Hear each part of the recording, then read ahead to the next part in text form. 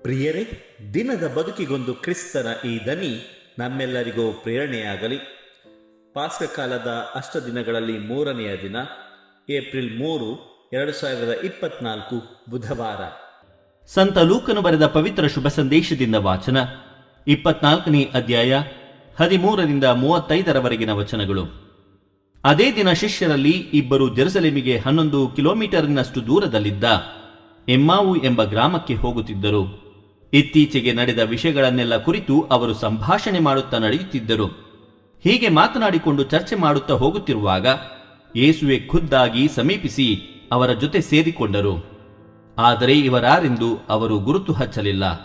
ಕಾರಣ ಶಿಷ್ಯರಿಗೆ ಕಣ್ಣು ಕಟ್ಟಿದಂತಾಗಿತ್ತು. ನೀವು ತರ್ಕ ಮಾಡಿಕೊಂಡು ಹೋಗುತ್ತಿರುವಿರಲ್ಲ, ಏನು ವಿಷಯ ಎಂದು ಯೇಸು ಕೇಳಿದರು. ಶಿಷ್ಯರು ಸಪ್ಪೆಮುಖ ಮಾಡಿ ನಿಂತರು. ಆಗ ಅವರಲ್ಲಿ ಒಬ್ಬನಾದ ಕ್ಲೆಯೋಫ, ಇತ್ತೀಚೆಗೆ ಜೆರುಸಲೇಮಿನಲ್ಲಿ ಜರುಗಿದ ಘಟನೆಗಳನ್ನು ಪಟ್ಟಣಕ್ಕೆ ಪಟ್ಟಣವೇ ತಿಳಿದಿದೆ, ನಿನಗೊಬ್ಬನಿಗೆ ಅವು ತಿಳಿಯದೆ ಎಂದನು. ಏನು ನಡೆಯಿತು ಎಂದು ಯೇಸು ಪುನಃ ಕೇಳಿದಾಗ ಆ ಶಿಷ್ಯರಿಬ್ಬರು, ಇವು ನಜರೇತಿನ ಯೇಸುವಿಗೆ ಸಂಭವಿಸಿದ ಘಟನೆಗಳು. ಅವರು ನಡೆಯಲು ನುಡಿಯಲು ದೇವರ ಹಾಗೂ ಸಕಲ ಮಾನವರ ದೃಷ್ಟಿಯಲ್ಲಿ ಪ್ರವಾದಿಯಾಗಿದ್ದರು. ನಮ್ಮ ಮುಖ್ಯ ಯಾಜಕರು ಮತ್ತು ಮುಖಂಡರು ಅವರನ್ನು ಮರಣದಂಡನೆಗೆ ಗುರಿ ಮಾಡಿ ಶಿಲುಬೆಗೆ ಜಡಿಸಿದರು. ಇಸ್ರಾಯೇಲನ್ನು ಬಿಡುಗಡೆ ಮಾಡುವ ಉದ್ಧಾರಕ ಅವರೇ ಎಂದು ನಾವು ನಂಬಿಕೊಂಡಿದ್ದೆವು. ಇಷ್ಟು ಮಾತ್ರವಲ್ಲ, ಇದೆಲ್ಲ ಸಂಭವಿಸಿ ಇಂದಿಗೆ 3 ದಿನಗಳಾಗಿವೆ. ಆದರೂ ನಮ್ಮಲ್ಲಿ ಕೆಲವು ಮಹಿಳೆಯರು ಮುಂಜಾನೆ ಸಮಾಧಿಯ ಬಳಿಗೆ ಹೋಗಿದ್ದರು. ಅಲ್ಲಿ ಯೇಸುವಿನ ಪಾರ್ಥಿವ ಶರೀರವನ್ನು ಕಾಣಲಿಲ್ಲ. ಹಿಂತಿರುಗಿ ಬಂದು ನಮಗೆ ದೇವದೂತರು ಪ್ರತ್ಯಕ್ಷರಾದರು. ಇವರು ಯೇಸು ಸಜೀವದಿಂದ ಇದ್ದಾರೆಂದು ನಮಗೆ ತಿಳಿಸಿದರು ಎಂದು ಹೇಳಿ ನಮ್ಮನ್ನು ದಿಗ್ಭ್ರಾಂತರನ್ನಾಗಿ ಮಾಡಿದರು. ನಮ್ಮ ಸಂಗಡಿಗರಲ್ಲಿ ಕೆಲವರು ಸಮಾಧಿಯ ಒಳಗೆ ಹೋಗಿ ನೋಡಿದರು. ಮಹಿಳೆಯರು ಹೇಳಿದ್ದೆಲ್ಲ ಸರಿಯಾಗಿತ್ತು, ಆದರೆ ಯೇಸುವನ್ನು ಮಾತ್ರ ಕಾಣಲಿಲ್ಲ ಎಂದರು. ಆಗ ಯೇಸು, ಎಂಥ ಮತಿಹೀನರು ನೀವು! ಪ್ರವಾದಿಗಳು ಹೇಳಿರುವುದನ್ನೆಲ್ಲವನ್ನು ನಂಬುವುದರಲ್ಲಿ ಎಷ್ಟು ಮಂದಮತಿಗಳು ನೀವು! ಕ್ರಿಸ್ತನು ಇಂತಹ ಸಂಕಷ್ಟಗಳನ್ನು ಅನುಭವಿಸಿ ತನ್ನ ಮಹಿಮಾ ಸಿದ್ಧಿಯನ್ನು ಪಡೆಯಬೇಕಿತ್ತಲ್ಲವೇ ಎಂದರು. ಅನಂತರ ಮೋಶೆ ಹಾಗೂ ಪ್ರವಾದಿಗಳೆಲ್ಲರಿಂದ ಆರಂಭಿಸಿ ಎಲ್ಲ ಪವಿತ್ರ ಗ್ರಂಥಗಳಲ್ಲಿ ತಮ್ಮ ವಿಷಯವಾಗಿ ಬರೆದಿರುವುದನ್ನು ಅವರಿಗೆ ವಿವರಿಸಿದರು. ಅಷ್ಟರಲ್ಲಿ ಶಿಷ್ಯರು ತಲುಪಬೇಕಾಗಿದ್ದ ಗ್ರಾಮವು ಸಮೀಪಿಸಿತು. ಯೇಸು ಇನ್ನೂ ಮುಂದಕ್ಕೆ ಸಾಗುವವರಂತೆ ಕಂಡಿತು. ಆಗ ಶಿಷ್ಯರು, ಸಂಜೆ ಆಯಿತು, ಕತ್ತಲಾಗುತ್ತಾ ಬಂದಿತು, ಬಂದು ನಮ್ಮೊಡನೆ ತಂಗಿರಿ ಎಂದು ಒತ್ತಾಯಪಡಿಸಿದರು. ಯೇಸು ಅವರೊಡನೆ ತಂಗಲು ಹೋದರು. ಅವರ ಸಂಗಡ ಊಟಕ್ಕೆ ಕುಳಿತಾಗ ಯೇಸು ರೊಟ್ಟಿಯನ್ನು ತೆಗೆದುಕೊಂಡು ದೇವರಿಗೆ ಕೃತಜ್ಞತಾ ಸ್ತೋತ್ರ ಸಲ್ಲಿಸಿ ಅದನ್ನು ಮುರಿದು ಅವರಿಗೆ ಕೊಟ್ಟರು. ಆಗಲೇ ಶಿಷ್ಯರು ಕಣ್ಣುಗಳು ತೆರೆದವು, ಯೇಸುವನ್ನು ಗುರುತು ಹಚ್ಚಿದರು. ಆಗ ಯೇಸು ಅವರಿಂದ ಅದೃಶ್ಯರಾದರು.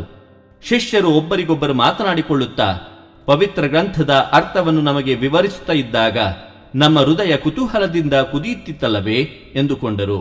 ಒಡನೆ ಅವರು ಅಲ್ಲಿಂದ ಎದ್ದು ಜೆರುಸಲೇಮಿಗೆ ಹಿಂತಿರುಗಿ ಹೋದರು. ಅಲ್ಲಿ 11 ಮಂದಿ ಶಿಷ್ಯರು ಅವರ ಸಂಗಡಿಗರು ಒಟ್ಟುಗೂಡಿದ್ದರು. ಪ್ರಭು ಜೀವಂತರಾಗಿ ಎದ್ದಿರುವುದು ನಿಜ, ಅವರು ಸಿಮೋನನಿಗೆ ಕಾಣಿಸಿಕೊಂಡರು ಎಂದು ಅಲ್ಲಿದ್ದವರು ಹೇಳುವುದನ್ನು ಕೇಳಿದರು. ಆಗ ಅವರು ತಾವು ದಾರಿಯಲ್ಲಿ ಕಂಡ ವಿಷಯವನ್ನು, ರೊಟ್ಟಿ ಮುರಿದು ಕೊಡುವಾಗ ಸ್ವಾಮಿಯನ್ನು ತಾವು ಗುರುತು ಹಚ್ಚಿದ ವಿಷಯವನ್ನು ಅಲ್ಲಿದ್ದವರಿಗೆ ವರದಿ ಮಾಡಿದರು. ಪ್ರಭುವಿನ ಶುಭ ಸಂದೇಶ. ಕ್ರಿಸ್ತರೇ ನಿಮಗೆ ಸ್ತುತಿ ಸಲ್ಲಲಿ. ಚಿಂತನೆ.